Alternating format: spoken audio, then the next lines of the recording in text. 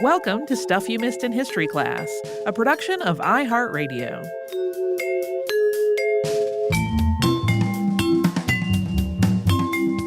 Happy Casual Friday. I'm Tracy V. Wilson. And I'm Holly Fry.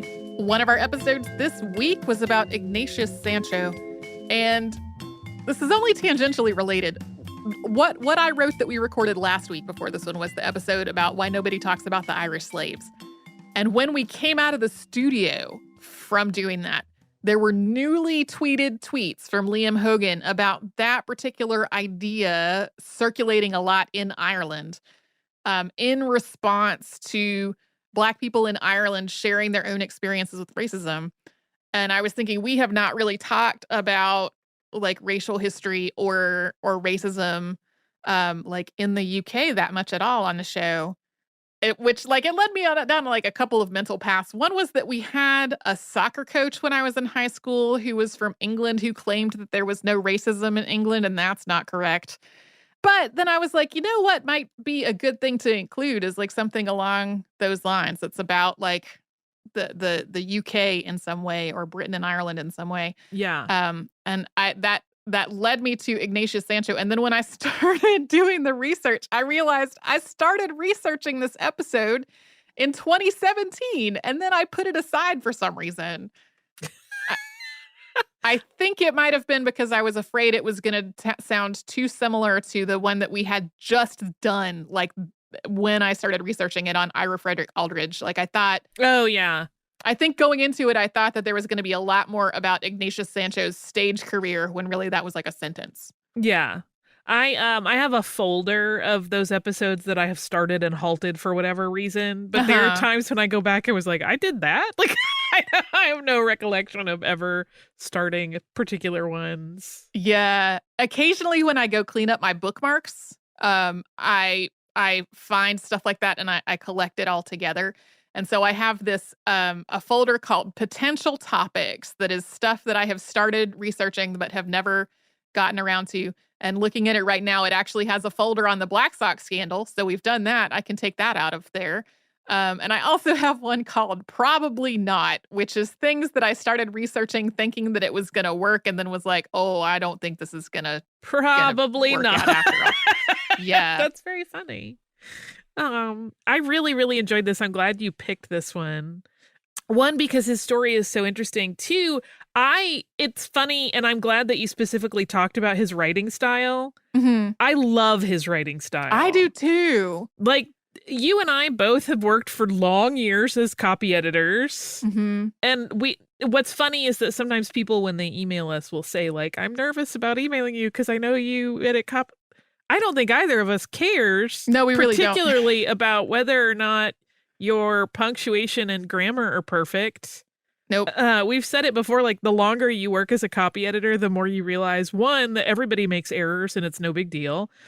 And two, that like everybody has their own style that reflects the way they speak often. Mm-hmm. And ideally, like to me, that is a more enjoyable way to read than like a perfectly constructed paragraph where all of the grammar is ideal and all of the punctuation is textbook perfect. Yeah. One, it's just a little more interesting. Two, you get a better sense of who the writer is. And so I really, really like the way he cuts his phrases with dashes in some places, because it reads like casual speech, which I love. Yeah. And I mean, if you just look at it, if you look at a page of a letter that has been rendered as, a typeface, but punctuated as he punctuated it, just glancing at it, it can kind of look like somebody just like shook a shaker of dashes on there. But I find it really, really fun to read. And I don't think I've seen people make comparisons to various other letter writers in the 18th and maybe 19th centuries. But what it reminded me of a little bit was actually Pepys' diary, in terms of like the random things that he was observing around him in London, and sometimes the tone that was just like wry and witty sometimes. Like it's definitely not a complete one-to-one comparison because it was letters rather than a diary, but like I feel like it has some of the same flavor from time to time. I can see that. It's very cool. I very much enjoyed this one. Thank you again. I'm glad you liked it. One of the subjects we talked about this week was Free Frank McWhorter, which is in some ways a wonderful story and in many ways a heartbreaking story. Because you want to cheer for him because he overcame so much, but it sucks that he had to overcome so much. Yeah, he had to overcome all that. And then also, like we said in the episode very briefly, like there's also the part that we did not really get into, which is like the exploitation of indigenous people and the land that they were living on. Because anytime we talk about somebody buying land from the government, that's what we're talking about. Yeah, that's how the government got it. You mentioned too at the end of the episode the really difficult topic of sometimes people who were enslaved and even after they had gained their freedom had to kind of buy into that system that was enslaving people in the first place in order to make a difference, which is a really stinky paradox to be in. Yeah. And like Yeah. the part of it when I was researching that really struck me in regards to that and that really broke my heart was when he was getting ready to move to Illinois but had to like make nice with everybody who still enslaved his kids and be like, no, I promise you I'm going to come back and purchase their freedom.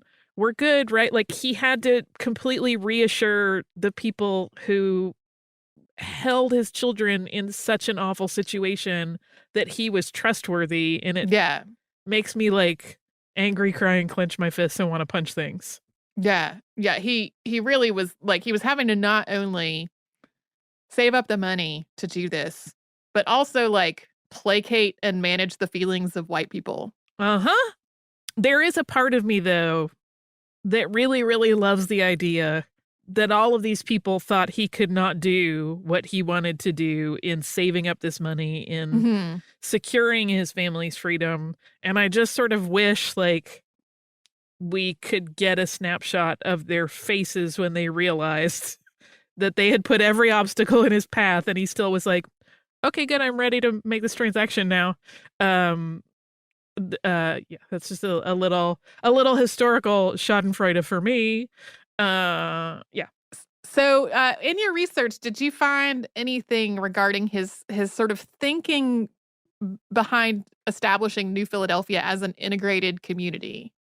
There really isn't. That is the trick with Frank McWhorter, is that he was not, to the best of our knowledge, like keeping a diary. His internal thoughts were not really recorded. Even as he was running the community, there's not a lot of documentation about his point of view as a leader.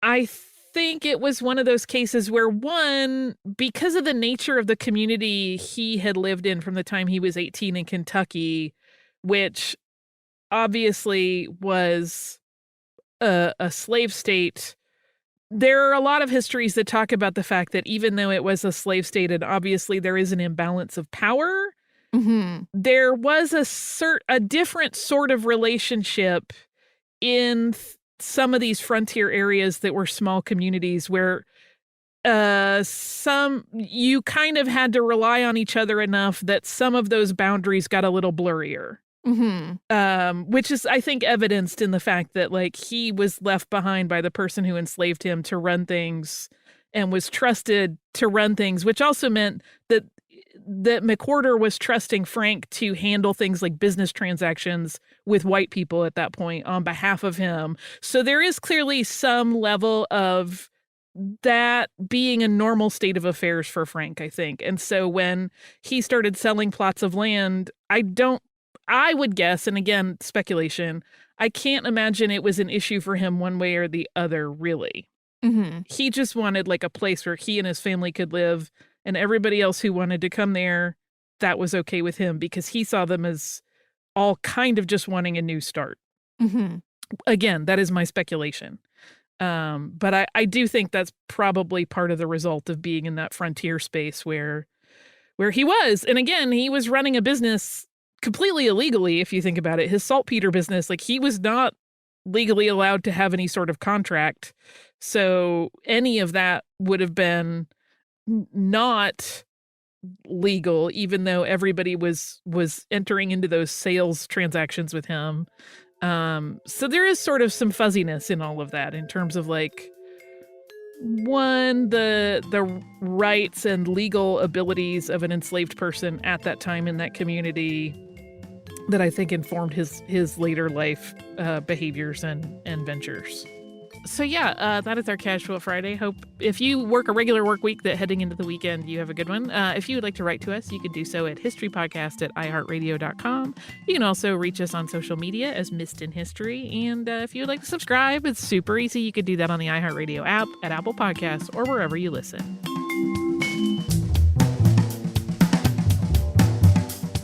Stuff You Missed in History Class is a production of iHeartRadio. For more podcasts from iHeartRadio, visit the iHeartRadio app, Apple Podcasts, or wherever you listen to your favorite shows.